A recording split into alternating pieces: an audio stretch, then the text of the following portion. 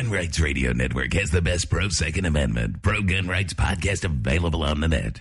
The podcasts are absolutely free when subscribing using iTunes or Zune Marketplace. Or if you want, you can just listen from the website. Make sure you visit gunrightsradio.com to subscribe. Podcasting freedom, one episode at a time.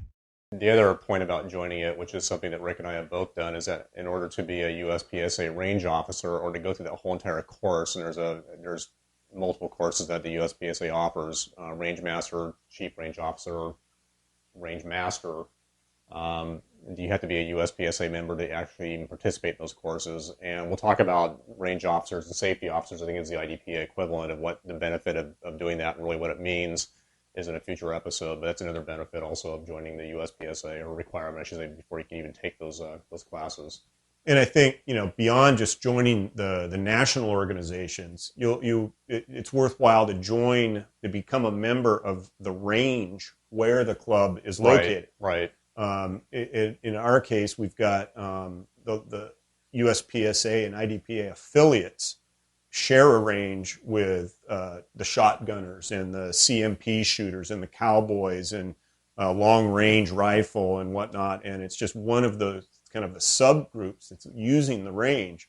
But membership in the range benefits everybody. If you don't have a place to shoot, what good are these memberships in the national organization? So becoming a member of the range where you shoot is a good idea. It helps you stay on top of what's going on in the facilities. You can oftentimes vote in board meetings, and the vote can benefit, where is the money going to go? Is it going to build a new berm for the trap field, or is it going to build a new berm for the action bays where you shoot your monthly matches? So being a member of that local club benefits everybody who shoots there, but you help ensure that there is a place for everybody. That's a very good point, is that while there's no requirement in either IDPA or USPSA to be a member of a club, in other words, no club can require that you are a member of the club in order to compete in matches, but there is a certain benefit in joining those clubs and supporting them and making sure that you do have a range to actually practice at.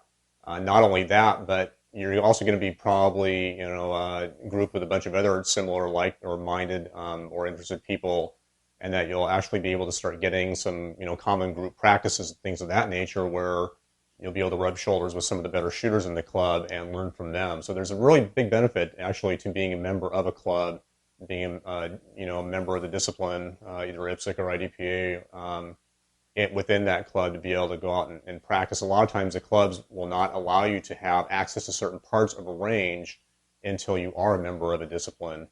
Case in point, the club that I'm at, they have action bays, and you're not allowed to actually even use those action bays unless you've been through a certain safety training that the club requires.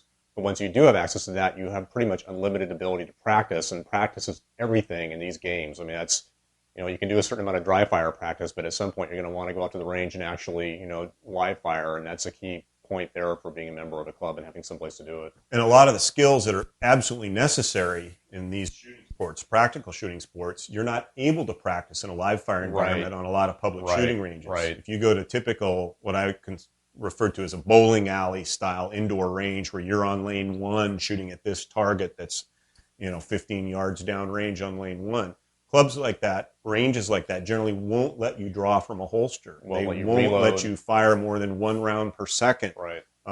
You can't. There's no ability to move while shooting. No multiple targets. No multiple targets. So all this stuff that, in order to improve your skills, you have to practice. The only place you can practice it is probably at this club where you're going to be shooting your matches. Right.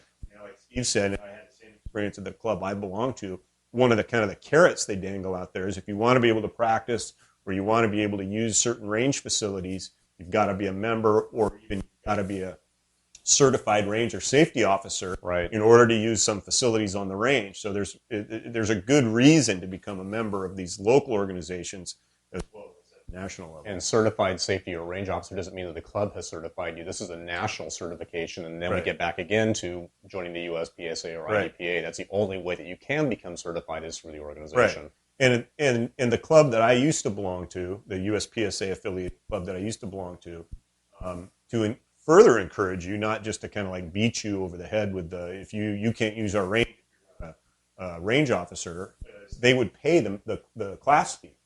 So, they're encouraging you all Right. along the way. It helps everybody to have more range officers, more safety officers, and clubs will, in their own self-interest, will kind of subsidize that to get more help. Because, I remember I've been contacted in the past by people who they shoot at a local range that's not affiliated with either IDPA or USPSA, and they're thinking like, well, what do I need, to get started? And I said, well, it's nice to have a range, but what you really need is 6 or 8 people who are committed, Right. to supporting the program. Because without sufficient bodies, it falls apart pretty quick. And that's one problem with things is to a certain degree is burnout.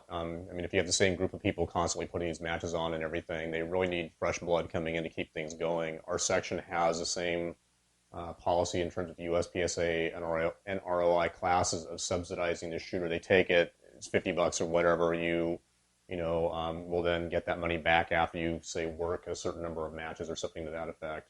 Another thing they do is they give everybody a break of, say, $5 in their match fee if they're an RO, and the intent or the idea that you may help out during the day of either officiating stages and things like that. So yeah, and we do the same at our club. If you design and set up a stage, you can either shoot at a discount or shoot for free, depending on the different clubs have different policies, depending on how hard up they are for people that are willing to help. But like at our IDPA club, the match director shoots for free. And the people who design and set up stages, I think, get 50% off their match fee.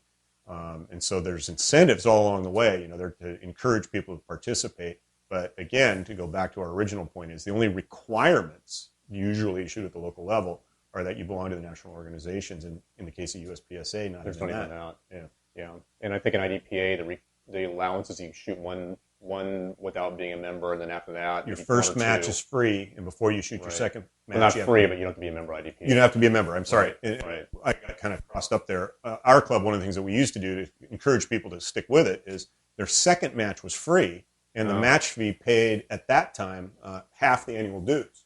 So you shoot 2 matches, you pay 1 match fee, pay your annual dues, and that encouraged people to keep coming back. And you'll find, like I said, you have incentives and carrots and whatnot to get you involved, but it's in your own self-interest to do it, whether that's being contributed or not. So IDPA has, in terms of their classification, they have a little bit different system. The way they classify shooters is they have a classifier course of fire, a dedicated course of fire, 1 course of fire. Yeah. In your time. Yeah, but it's still a national classification. Right. Everybody's classified on the same courses of fire, and so that's pretty much sums up how you go about getting started, how you get involved in the club on a local and national level. So hit either idpa.com or uspsa.org, find a local club, contact them, and go from there. So there's another episode of Power Factor Show. If you want to contact us, you have suggestions, questions, topics for future episodes, you can go to the website at powerfactorshow.com or email us at powerfactorshow@gmail.com. So I'm your host, Rick. I'm Steve. Till next time.